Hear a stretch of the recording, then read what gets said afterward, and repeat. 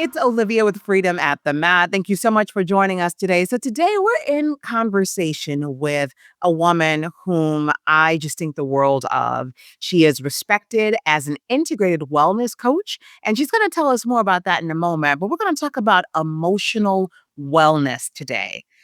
I have known about the 8 dimensions of wellness. You may know them.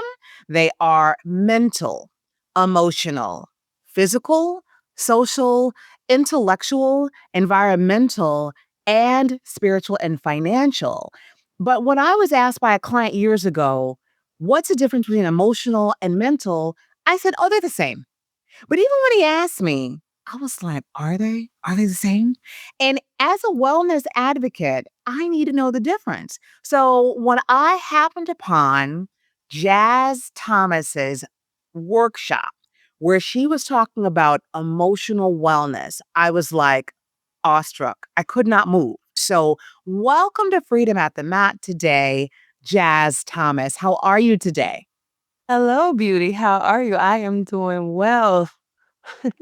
It's wonderful to have you, sister. I'm so grateful. So, you are an integrative wellness coach. Can you start by telling us what is that and what drives you to do this work around wellness that you do?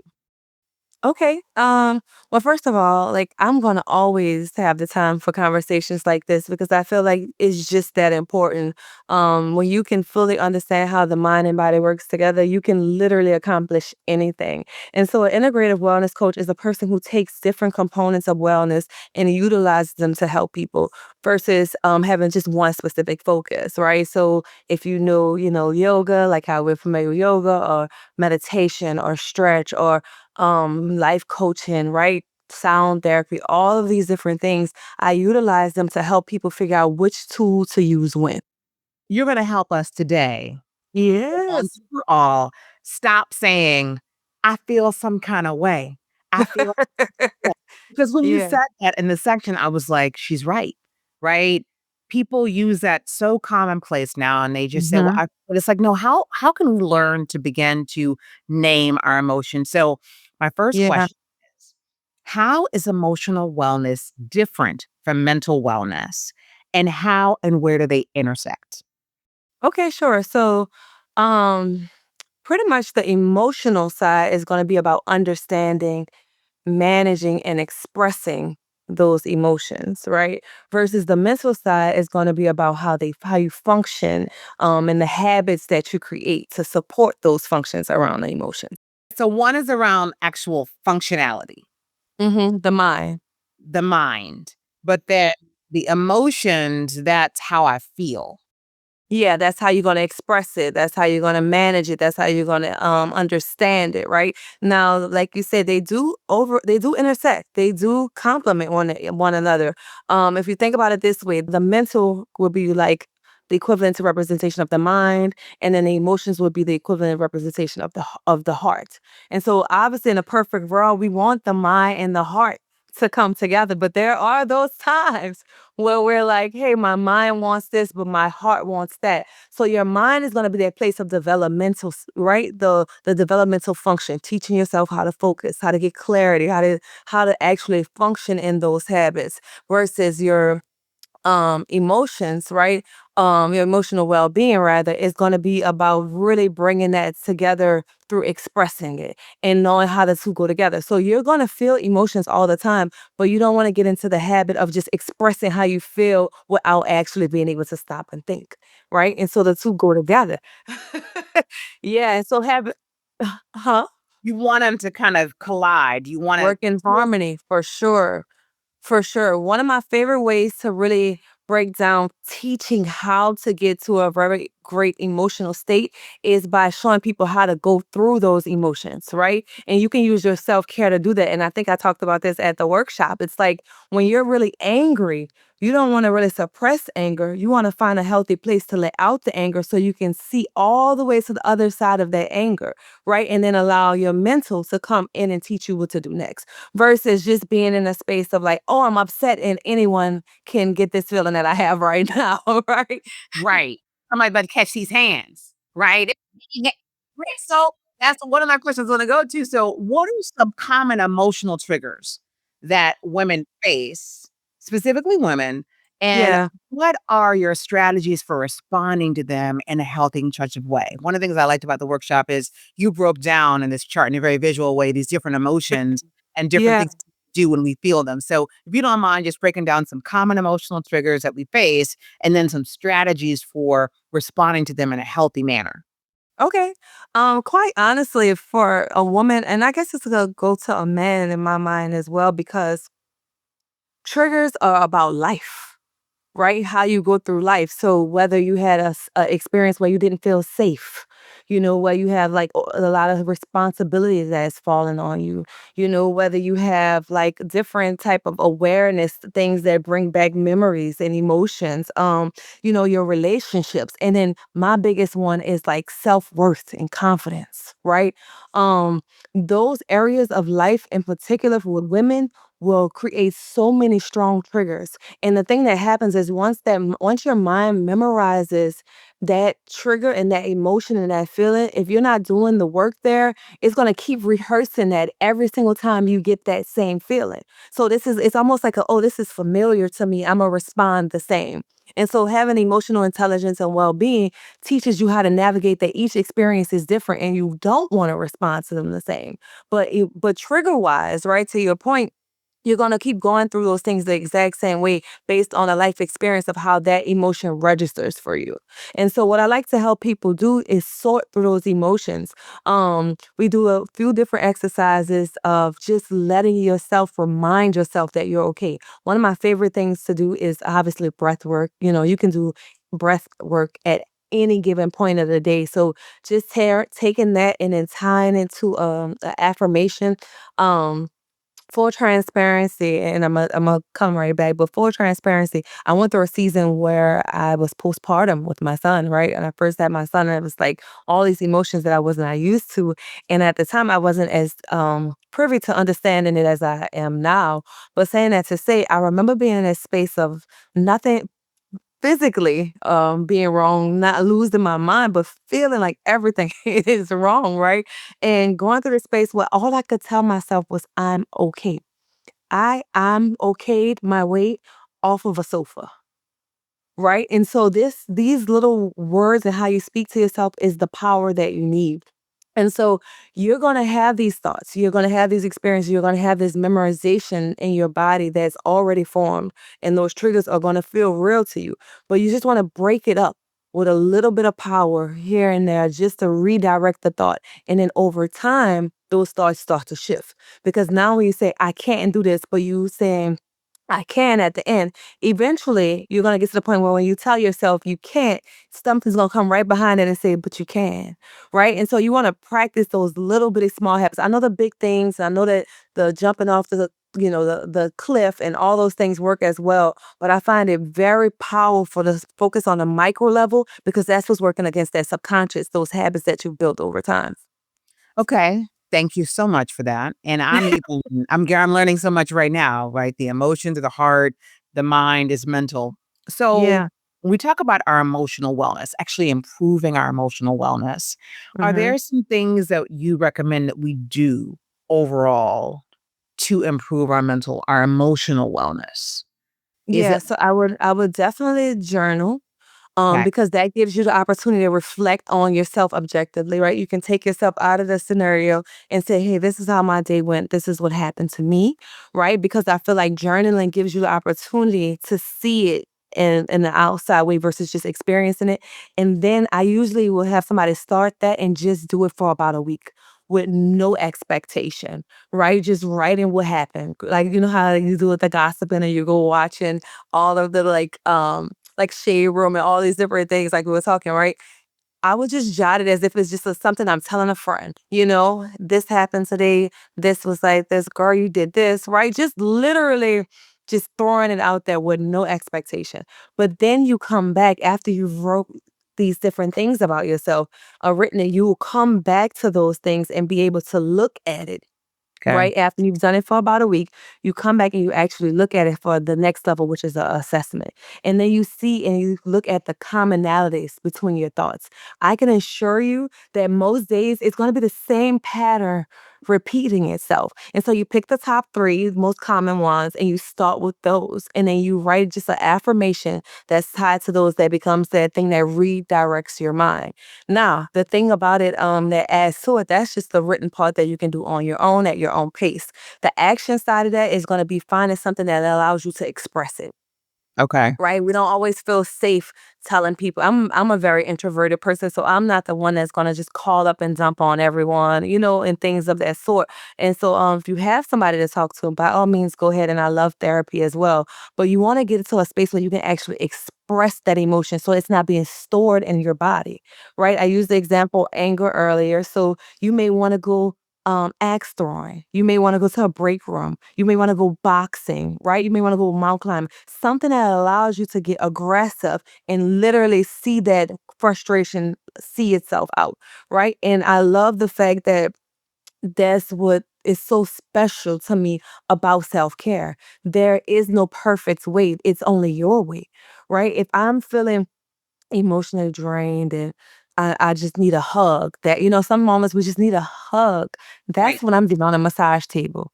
Cater to me, caress me, help me feel at ease, give me some love to this body, right? And so you're gonna learn if you take that opportunity to do a little bit of journaling. Like I said, it's no expectation, it's nothing, it's not a trick. It's just like we used to do when we were kids, right? We had our diary. Remember like how Moesha had on her show, she would just talk about what her day was. It's that freeing, and then you allow yourself to come back the next week and just look at what you saw about yourself. And then that's where you're going to be able to pick your own things that stood out because you can look at it without judgment and say, wow, Jazz, okay, I saw on Monday, Wednesday, Thursday, and Saturday, you had these same thoughts rehearsing in your mind.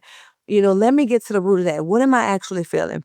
And when you go through a cycle like that, it is so empowering because now when it pops up on you again, you know to stand back and be like, no, this is just a trick of my mind. Like, I know that I can do something different about this. It gives you the power that you're looking for. Okay. So many questions from that. I know I'm talking a little fast. I try to make sure the girls do what they need. I got questions. Okay. I got questions. Go away. So I need to understand, you'd said about writing in my journal.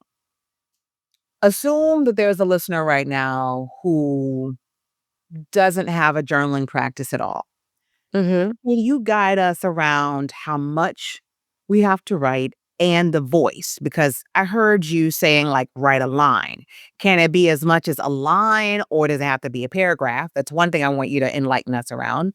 But also the voice, because you were like, hey, girl, like, am I writing to God? Am I writing to myself? Can you give us some more insight around how much and then who I'm writing to? If I have no practice. Yeah, of course. So this specific journal and prompt is not about rules, right? This is going to be a very intro level to it, which means there are no rules.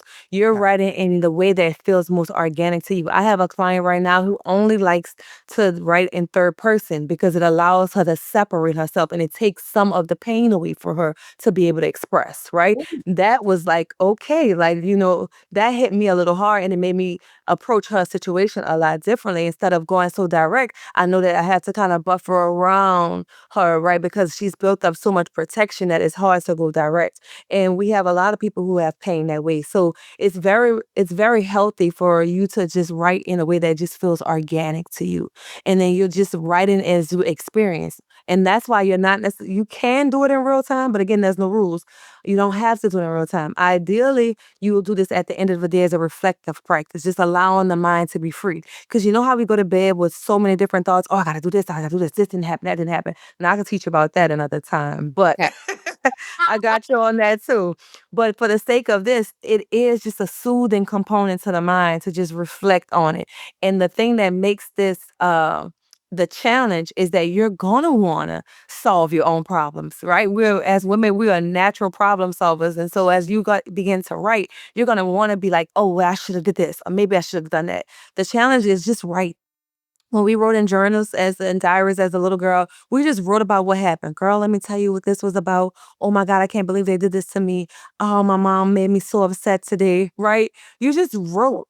And it was just expressive writing based on your own voice and your own thought. That is all you're doing. You're taking a nightly for 7 days. You're just taking a nightly little recap of reflection and just write whatever comes to mind about what happened with you that day. It may start off defensive where you're only talking about what people did to you. It may start off where you're questioning your self-worth, where you're only talking about, the things you feel like you didn't do well, right? You're going to show up as you are in that space. And that's what the assignment truly is. And so when you get to day 7, you switch gears and you go back and then you flip over and you read through what you notice about that and you just look for those common things that happened to you that week, and then that's where you be able to extract and create a little program for yourself. Got you. Okay. So one more question relative to that, and then I've got a couple final questions. So Okay. you mentioned expression, right? Because before you said take it out to a park and like box it out or whatever, I was thinking when I hear the word expression, Lady Jazz, I think I need to go express to that person. So I'm writing. Girl. Right, that I'm feeling some kinda way. Like, for the 5th time, this person has gotten on my last nerve, and they are Yeah. trying me as a Scorpio that I am, and I am struggling with how to go tell them. So, I'm spending time trying to figure out how to express to that person, but you're saying expression isn't necessarily verbal all the time, it's something else. Tell us. Guys, let me tell you, here's the trick to that one. And this is one of my favorite things to talk about. It's never the other person. It is always you. I don't know if I believe that. It is never, listen, this is the secret to life right here. It is never the other person. It is always you. As long as you can remember that, you can maintain control over any aspect of your life. And I'm not saying that people are not wrong for what they've done, but it is not up to you to make sure that they pay for that. Right? You own the only control we actually have about any component of life is how we show up in it.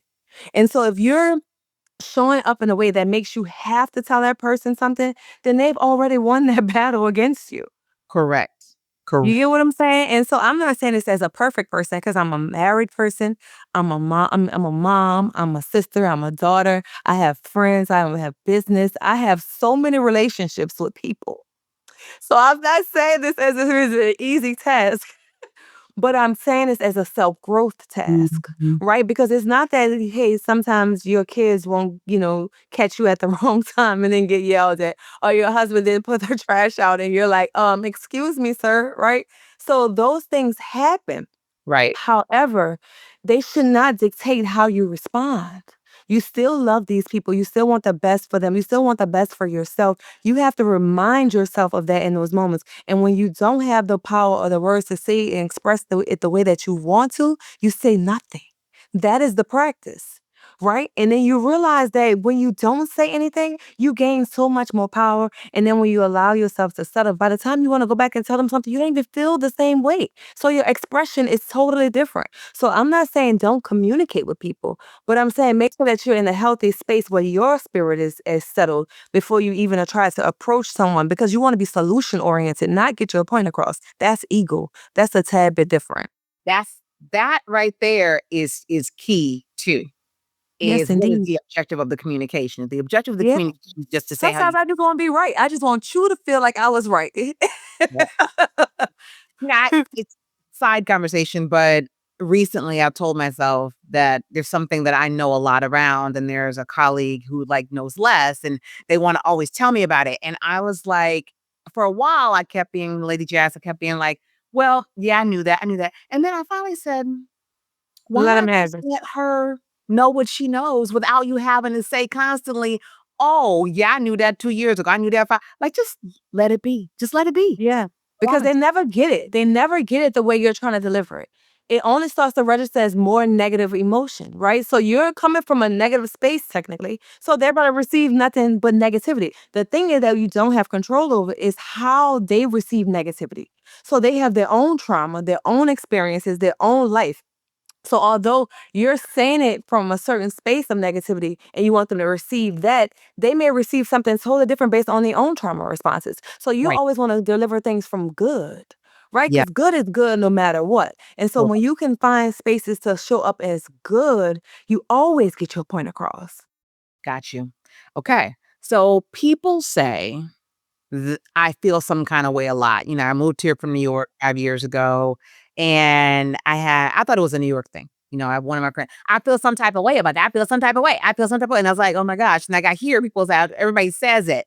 Why Yeah. do you think it's hard? So hard for people to actually articulate their emotions. Like to your point, emotions don't always have to be verbally expressed, but if in terms of communication around our emotions of saying, "You know what, Jazz, when you didn't call me back after me calling you for 4 weeks straight, that made me feel sad and reject." Yeah.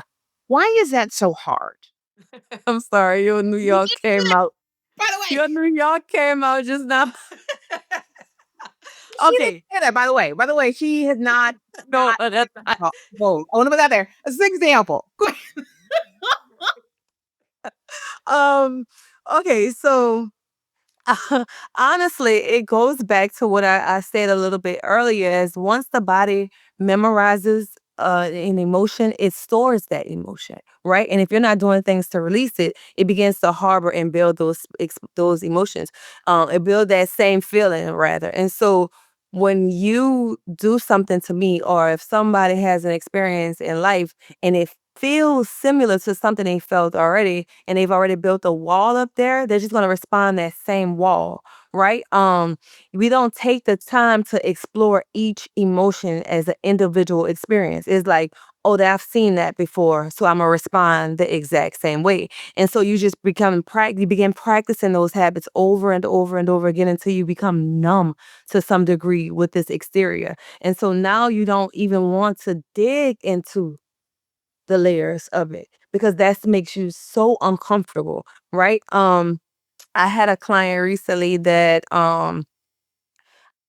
we did an activity, right? I like in my classes to give an activity where I give you a random word and then I have you use that word in some way, right? Usually it's in the form of like an affirmation. And so in this particular case, she got the affirmation of the word hurt Hmm. and she could not create a affirmation around it. And so although I moved past that experience without pressuring her, I registered so deeply what she was experiencing. That is something she's built such a barrier of protection around that even trying to speak life into it feels bad to her, feels like a level of rejection. And that's one of my main things I've noticed when we have emotional challenges, I'm gonna say. I realized that that barrier of protection that we've created is really like our strong suit for not allowing anything to penetrate that. Does that make sense? And so for a case like her where she's been hurt repeatedly over and over and over again, now she rejects it Yep. altogether. And I talk about this at a deeper spiritual level where people have been mad at God, right? And you know how like if you're in a bad and you're in a worse mood, and then someone's like, "Well, let's just pray," or "Let's say something positive," and you just like reject it automatically, like, "Ugh," right? Because you've gotten into this space where you've built this up as if you have accepted it as true for yourself, and so now anything that becomes the opposite of that initially you rejected, and so you don't go through the emotional spaces of really exploring it. You just let everything be the same of, "Oh, I feel some kind of way." Right? We know that there's an emotion there, but you're not even willing to explore. So you put up this wall of I feel some kind of way, and you put that as your exterior for everything instead of allowing things to break themselves down because initially we rejected.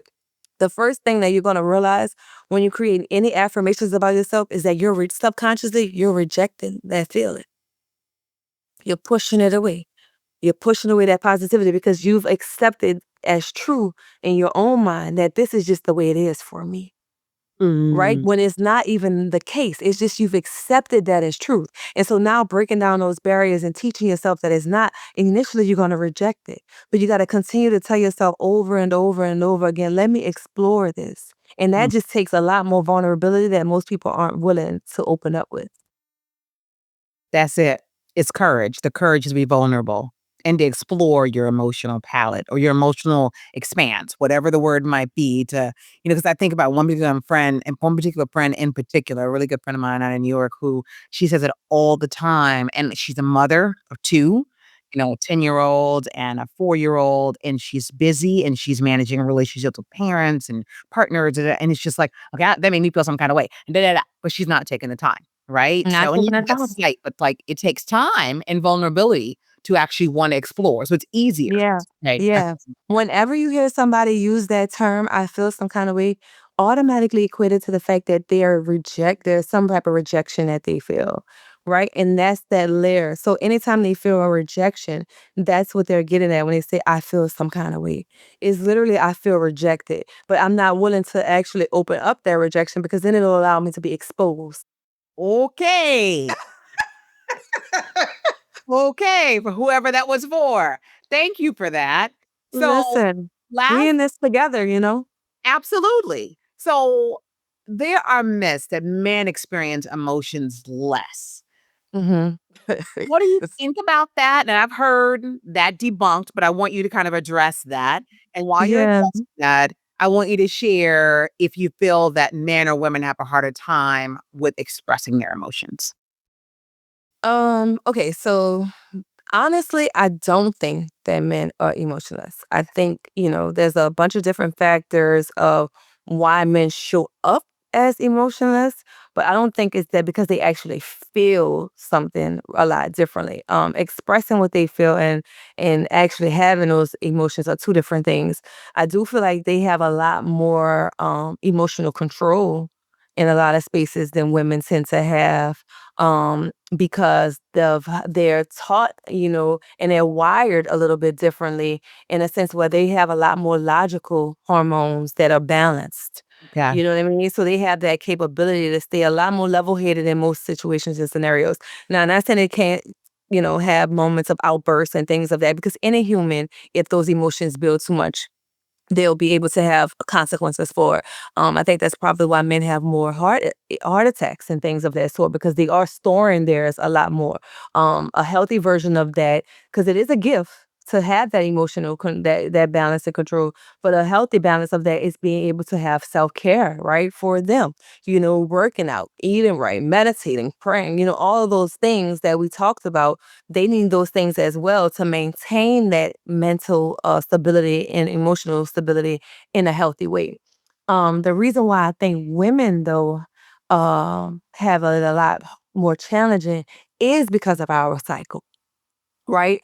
I've been teaching a lot about this. I've been studying it so much and I've fallen in love with it, that hormonal balance for us. It is very important to understand that that is not happenstance. You don't just focus on that first, 5 to 7 days of flow and then everything just is over. You're literally in that cycle until it comes back around. And that affects our emotions, it affects our mood, it affects how we show up, it affects our capability, it affects our physical being, our mental being. Everything about us is coming through that cycle. Right. And so I think that's the main separation between men and women. Men don't have to go in through that same cycle of emotions. One of my favorite things on social media is the post where they have a man and a woman like working out together and they show the different phases of the cycle for the woman and he's doing the same reps the whole way and she's changing based on the cycle that she's in. And to me, I think that it boils down to that we do not spend enough time talking about this subject in the sense of understanding why that's happening. It is a fact that certain times of the month you're going to be more proactive, you're going to be more energetic, you're going to feel more empowered, you're going to feel stronger, you're going to feel more resilient. There's a fact that there's certain times of the month, typically right before you're going into the start of a new cycle, that you just don't feel your best. You're highly emotional, you're crying, and that's because of what your hormones are doing to prepare your body. Your hormones affect your mood. Your hormones affect how you show up, your capability, and how you see yourself. So practicing a great, healthy self-care routine that is centered around that cycle that your body has, learning those moods and learning those things about yourself, you're gonna live a lot more productive life. There is your level of productivity in one cycle versus the other can be equivalent, even though you're not doing the exact same thing, right? In my most peak version of myself, I can be doing 10 things that day, right? But it doesn't mean I'm any less productive on the days I feel really, really low and I'm only getting 3 done because I'm still checking that box. That 10 is balancing out the 3. So now I'm averaging 5. Do you get what I'm saying? 5 per week. So how can you give us a little insight into how that we can call you to be our wellness coach as well. That's what we want, Yeah, yeah. right? We Because could it do is that. gonna be case by case for sure. Because every woman deals with things a little different, but there are some standards that kinda, most women experience. Okay. So just accept that just paying attention to your body and your cycle within a 30-day period, right? Within a Yeah, 30-day so period. start with day 1 is the goal, right? Start with day 1, and just like I said, my goal is always observing first. Fun. I'll just wanna see what's going on. That is my strategy with everything. Before you wanna jump into this new thing, you may wake up and be like, "Oh my god, I wanna lose 100 pounds." Great, right? But before you jump into that and before you run to a gym or trainer, or even to me, ideally just ask yourself a couple questions like, what am I doing right now? What Mm. is my daily day like right now? What are my habits like right now? Take that time to observe yourself before jumping into any new things. So in this case, you will do the same thing. On day 1, oh my God, I felt like I couldn't move.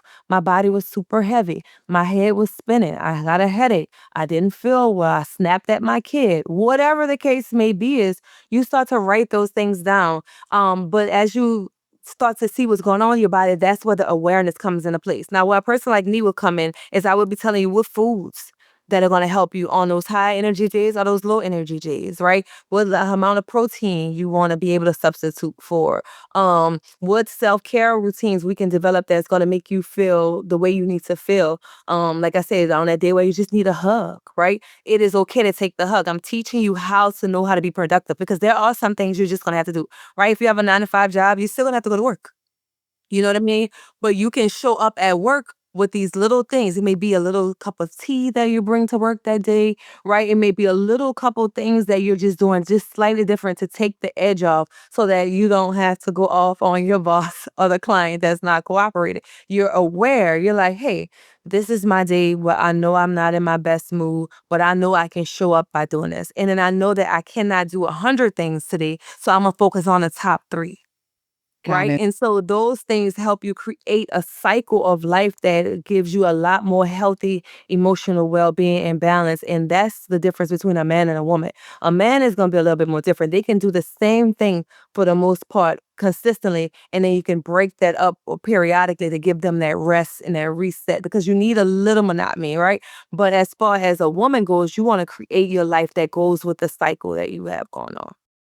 Got it. Thank you so much for that. And I heard something in there that is a light bulb for me, which was not even what you were really talking about, but I'm going to take that with me around, Yes, take it. right? This whole notion of like having a tea, having a candle, whatever you need to make sure that you can keep your emotional wellness in check. What also comes from that to me also is, I said also twice, but what also comes to me, Lady Jazz, is me getting clear about what I care about and letting everything Yes, else, you. right? Because Blessing. when you Oh, you said didn't say the word. You didn't say the right, word.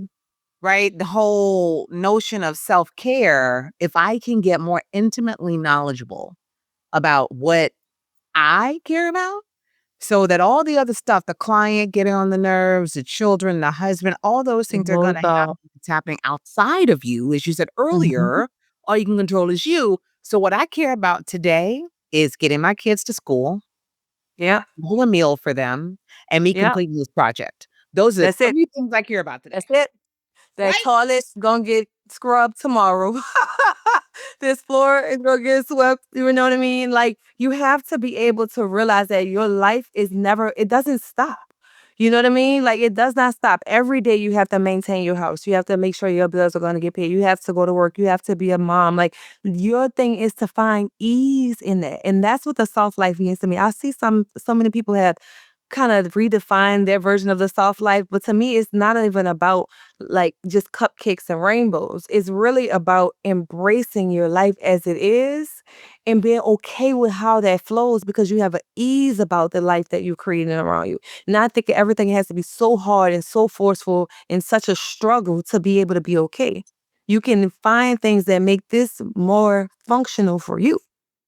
And we could go on, but I will say to that point, so much of culture, especially with the millennials and the shift to entrepreneurship, post COVID and all these different factors, there is now this hustle and grind for everybody that we feel that we have to do. But I think we have to, well, because sometimes I ask, and I've gotten into that living in New York for a long time, and I got to New Orleans, and it was like people like, I'll never forget, I began dating here, Lady Jazz. And guys said, "Well, what do you do for fun?" I was like, What's "Fun? that? What you talking about?" Right? I came from such a right. But my point of sharing that was this whole notion of what are you hustling for? Right? The hustle and grind culture, it's because we just are seeing it. It's pervasive with social media and we're just doing it. But if you actually look at your numbers, your goals for your life, and I think about one of my mentors, Michael Ferguson, who 25 years ago gave me a book about the number and said, "Okay, kid, I want you to define for your life what number you need to be at. And everything you do, all your yeses and your nos can be attached to your number. So if you get a client that's disrespecting you or driving you crazy or whatever, and you know what, you can just say, it's okay. Because if it doesn't affect your number, it's all about your number instead of society saying you should just be moving nonstop, just because and just taking on more and more clients because, "Oh, you should be doing this," or just taking on more. Even if I think about last thing I wanna say is, like, caretaking. It's a Yeah. ruled space for me with my father being 88 and making a decision around how much I'm supposed to be showing up for him. And I'm in that process of deciding for me and my relationship with my father and my psyche after he's gone, what do I need to do versus what people in Black families say you're supposed to do. Yeah. The pressure around that in society, it's like, no, no, no, what do I need to do for me? So I think just going back, went on a little diatribe there, but I think you triggered something around just self care, really defining for yourself what matters to yourself and then caring. There's no way around it, to be quite honest. That's the whole point of emotional wellness. Is having the ability, developing the capability in your mind to see things all the way through, right? Mm. Because when you can see them all the way through, you can create things around you that make you well. And so when you have great emotional well-being, your life is a reflection of that. You know what I mean? And like you can usually tell what someone is in their life based on how they're living it. And there is a huge difference between being busy and being productive. Productivity is going to align with your emotional state. You're not going to be super frazzled, super jittery, super uneasy, and then have a well life, right? You're going to have to sort through those emotions and then see what needs to go. Because when you really are living your life at your peak, and when I say peak, I mean your emotional wellness peak, everything else is going to follow that. You're going to be more successful because you're going to be able to attract more of those things because that's where your mind is in the focus of. Whatever you bring your attention to, you'll have more of. It just works that way, That's right? it. And so when I sort through these emotions and actually take the time to dig and go through them and unpack them, now I can sort through what's actually happening around me. Now I have the ability to see what I really want and what's is most important to me. And now I have the actual ability to go for those things. So in turn, what ends up happening? I end up living my best life, right? Because now everything is a reflection of that. And when I found that, it's so crazy because I found that when I started to live this way, I get more clients, I make more money, and I work less. Let that Just sink in. being emotionally well. Let that sink in. And I have way more. And when I say I'm working less, meaning I'm working a lot less hard. It's a lot smarter, right? I have to maybe prepare. I have to do speaking engagements. I have to do studying, things of that sort. But it's all working to the same good. And so it's not this all over the place hustle and bustle of gotta do this, gotta do that, gotta do. I actually can sit back and say, hey, this is how my schedule looks. Okay, this is gonna function and flow like this. This functions and flows like that. This day is gonna be a little bit more challenging. So I take my rest this week, right? You make your life function and flow with you, but you will not have the capability or the capacity to do that without being emotionally well. It just doesn't work the other way around it. The more you put off your emotional well-being, the harder it's going to be in the long run. Why do you think you see people that are rich and successful and are miserable? My favorite example of that, and maybe I hate to say the word favorite, but like the most notable example that stands out in my mind is the comedian Robin Williams. His Mhm. story just speaks volumes to me because your lifelong gift, right? The thing that you were able to be super successful in was making people laugh, bringing joy to people, and you committed suicide. And you were a top, top, top comedian in the world. Mhm. The To world. me, that pierces my soul to want to know what was going on with him in his mind. You know, what were you giving up along the way? What were you sacrificing? Where was the worth in yourself that was being compromised in order to shine light on your gift? Because that gift was meant to be a blessing. Yes. Yes. So, Lady Jazz, it is obvious that you and I can talk for the rest of the day, but you have to get your children. I don't want that. I don't want anybody calling DCFS about your children being left outside because you up. No, please, no. And I'm not gonna finish some other things, but I have one final question. If you can leave our listeners with this one answer. For many women, balancing self-care with daily responsibilities is beyond a challenge. It seems impossible, right? You say self-care to the average woman and she's like, "What?" Right? Whether she's a busy professional woman or she's a stay-at-home mom, it doesn't really matter. Managing a household, managing a high-powered career, or anything in between, it's just impossible. Especially if you're managing children. There are a lot of people in the middle who are managing aging parents and children, and that's just like, what are we doing, right? So, can you share any practical, accessible, small tips for incorporating emotional check ins into a daily wellness regimen for our listeners? You mentioned Yeah, you mentioned journaling. So so you can add that, great. But outside of that, outside of journaling, well, I will say this: I am launching a program soon that'll give you step by step, guides of. It'll include a stretch video, a yoga video, a Pilates video, and a check in. Right. nice. And so you'll get one of those for each week, and those will allow you to carve out that time. And they're very micro